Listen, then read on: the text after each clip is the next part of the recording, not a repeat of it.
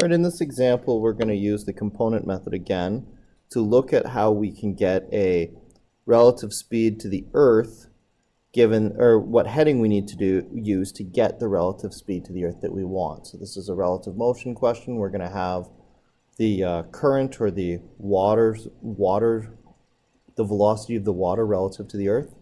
We're going to have the velocity that we want to have relative to the Earth as a whole. And so what we're going to be looking for is what heading should the ship use, or what should the velocity of the object relative to the water be.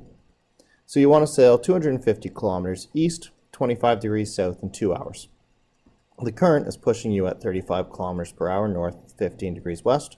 What speed and heading relative to the water do you need?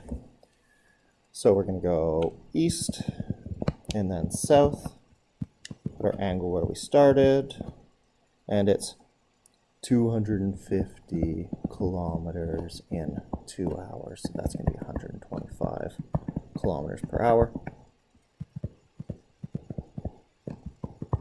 This is the velocity object relative to the Earth that we're trying to achieve. We have the velocity of the object, or the frame, which will be water in this case, relative to the Earth.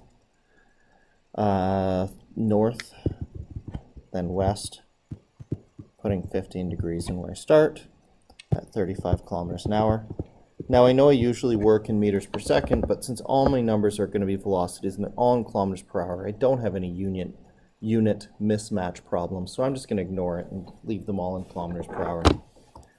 Getting the components here, this is the adjacent component, so I'm going to call that 125 cos 25.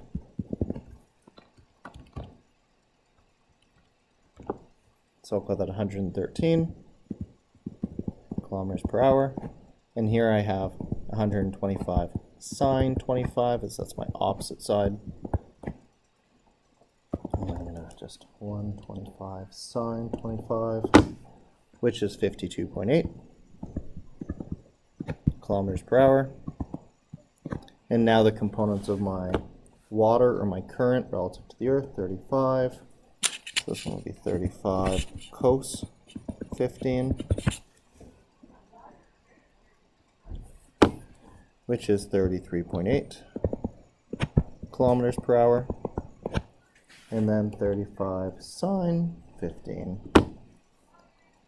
35 sine, as we're on the opposite side here, 15, getting me 9 kilometers per hour.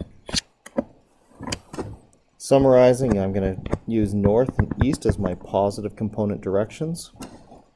My velocity of the object relative to the Earth is going to be 113 in the east-west direction, kilometers per hour. In the north-south direction, it's going to be south, so I'm going to make that negative 52.8 kilometers per hour. The velocity of the water relative to the Earth is going to be 33.8 kilometers per hour in the north-south direction, and 9 kilometers per hour in the east-west direction. Now keep in mind that's west, so that one needs to be negative. And my velocity of my object relative to the Earth is usually equal to the velocity of the object relative to water, plus the velocity of the water relative to the Earth. In this case, we are interested in this, so we will solve this equation. The velocity of the object relative to the Earth less the velocity of the water relative to the Earth is the equation that we need.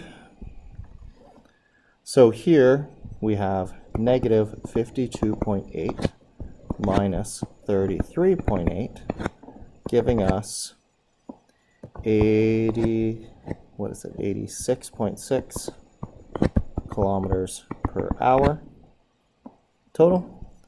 And here we have 113 kilometers per hour minus a negative 9 kilometers per hour, or plus, giving us 122 kilometers per hour. So I'm going to recombine those two to get the velocity of the object relative to the water that I want to use. And I'll do the east direction first since it's larger. 122. And then, oh, that should be negative. And then south, 86.6.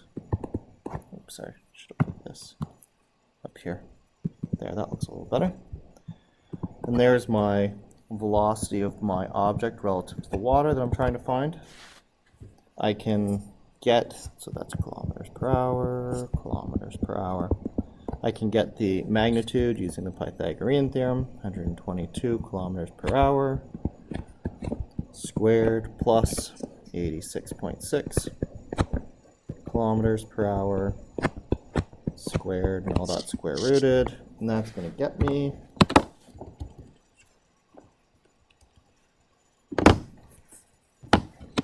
150 kilometers an hour effectively. Now I've gone east and then eventually south, and I'll use the inverse tan to get my angle.